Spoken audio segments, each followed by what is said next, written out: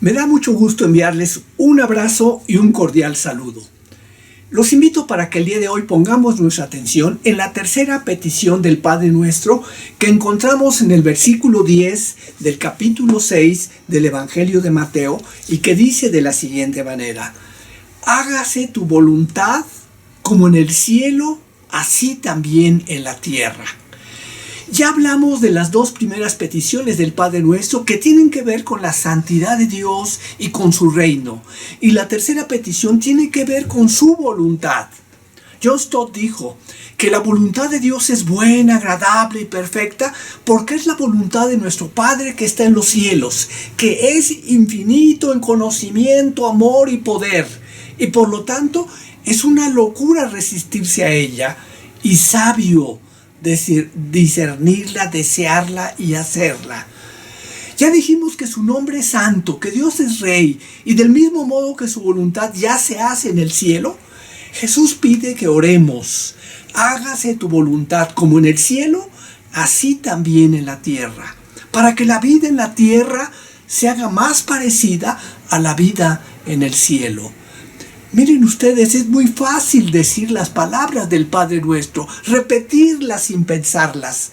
Sin embargo, decirlas con sinceridad, no obstante, tiene implicaciones transformadoras, trascendentales, porque expresan las prioridades del cristiano.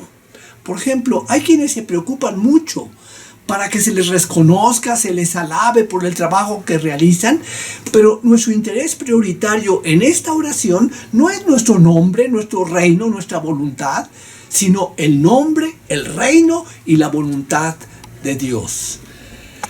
Para nosotros, el poder hacer estas peticiones con integridad y sinceridad es una prueba aguda de la realidad y profundidad de nuestra fe y vida cristiana.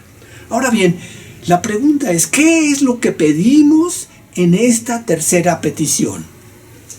El doctor Gerald Nienhuis escribió: pedimos el cumplimiento de la voluntad de Dios. Y pudiera parecer que hay una contradicción en estas palabras, ya que la voluntad de Dios es soberana, siempre se hace. Entonces, ¿por qué pedimos que se haga la voluntad de Dios? Porque si analizamos con cuidado las palabras de este texto bíblico, nos damos cuenta que no dice simplemente que se haga la voluntad de Dios, sino que se haga de un cierto modo. Es decir, que haga la voluntad de Dios en la tierra, tal y como se hace en el cielo.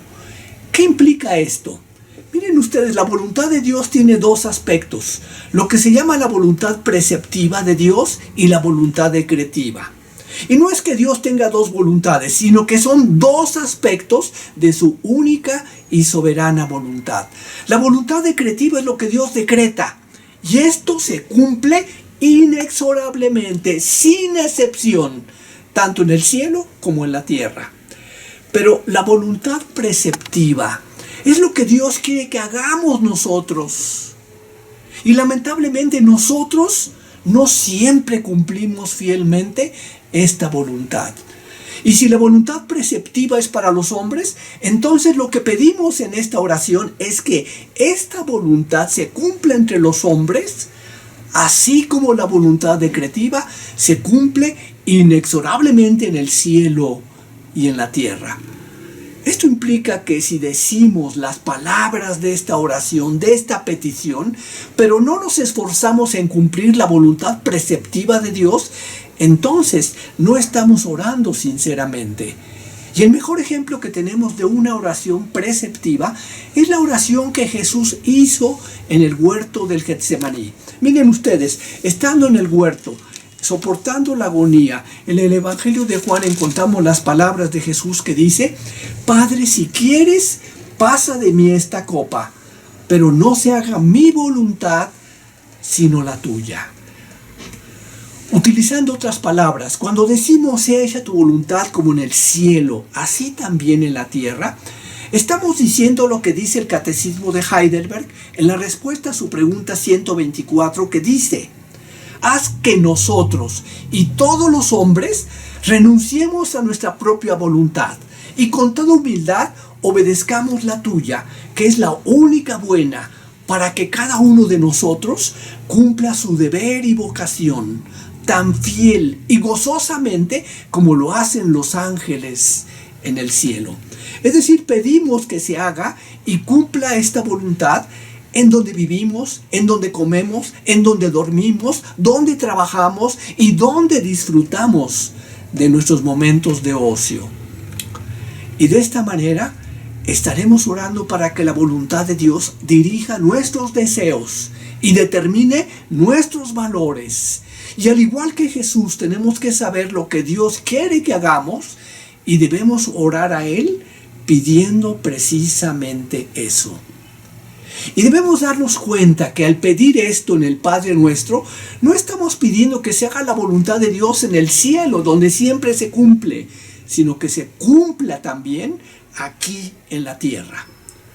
Ahora bien, la petición hágase tu voluntad nos enseña a ver toda la vida como una vocación, una profesión que tenemos que desempeñar de acuerdo con la voluntad de aquel que nos llamó por su gracia. Y entonces cada aspecto de nuestra vida tiene que ver con nuestra tarea de glorificar a nuestro Padre que está en los cielos.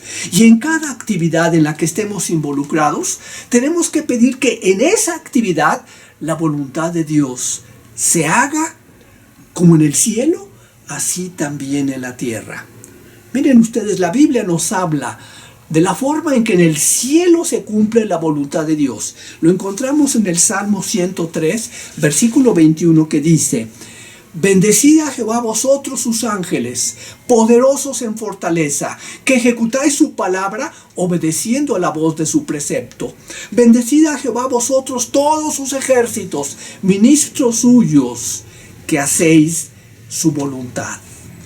Lo que nos indica que los ángeles voluntariamente obedecen a Dios y están atentos a hacer lo que Dios les manda.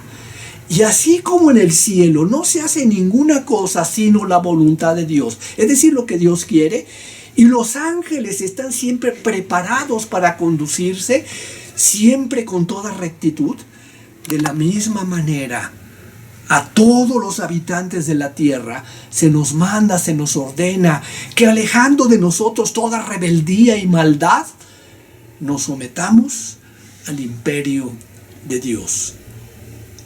Juan Calvino dijo: esta petición tiene que ver con que Dios va a reinar en el mundo y será rey del mundo un día cuando todos vamos a estar sometidos a su soberana voluntad.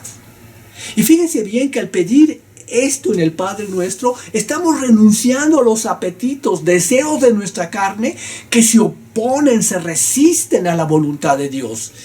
Igualmente somos conducidos en esta oración a negarnos a nosotros mismos a fin de que Dios nos rija y gobierne conforme a su beneplácito. Y no solamente esto, sino también para que cree en nosotros un espíritu y un corazón nuevo, a fin de que no haya en nosotros deseos que le sean contrarios, sino que existe en nosotros un ferviente deseo de cumplir con su voluntad. Concluyo. En las 3 primeras peticiones del Padre Nuestro no pedimos ni una sola cosa para nosotros, sino que todas nos llevan nos invitan a que demos prioridad a la gloria de Dios. Y también pedimos que su Espíritu gobierne nuestros corazones para que aprendamos a amar lo que le agrada a Dios, aborrecer lo que le disgusta a Dios y en consecuencia que Dios deshaga, anule, abrogue, elimine todos los apetitos y deseos que hay en nosotros que se resisten a su voluntad y que no agradan a Dios. Juan Calvino también dijo: y todos aquellos que no sienten en sus corazones el deseo de orar para que la gloria de Dios sea ensalzada, que su nombre sea santificado, que venga su reino y que se haga su voluntad, no pueden decir que son hijos de Dios y ciudadanos del reino de los cielos y que ni aún son siervos de Dios.